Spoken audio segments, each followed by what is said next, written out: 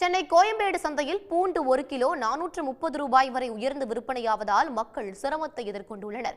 பூண்டு அதிகம் சாகுபடி செய்யப்படும் மத்திய பிரதேசம், குஜராத் போன்ற மாநிலங்களில் இந்த ஆண்டு விளைச்சல் குறைந்திருப்பதாக கூறப்படுகிறது. தமிழ்நாட்டின் உதகையிலும் விளைச்சல் பாதிப்பு காரணமாக வரத்து குறைந்திருப்பதால் சுமார் 2 மாதங்களாக பூண்டு விலை உயர்ந்து வருகிறது. அந்த வகையில் சென்னை கோயம்பேடு சந்தையில் மொத்த விலையில் பூண்டு 1 கிலோ 300 முதல் 430 ரூபாய் வரை விற்பனை செய்யப்படுகிறது. அதுவே சில்லறை விற்பனையில் விலை மேலும் உயர்வை கண்டுள்ளது.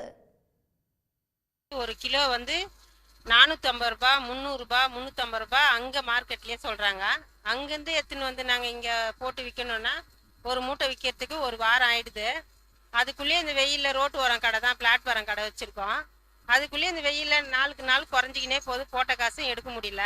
நிறைய பூண்டு வாங்குவோம், மாசம் மந்த்லி 1 கிலோ கூட வாங்குவோம். இப்போ ஒரு 1/4 கிலோ தான் வாங்கலாம்னு பாக்குறோம். ஏன்னா விலை அதிகமா இருக்கிறதுனால. ஸோ இந்த பூண்டு விலை குறைஞ்சா சந்தோஷமா இருக்கும்.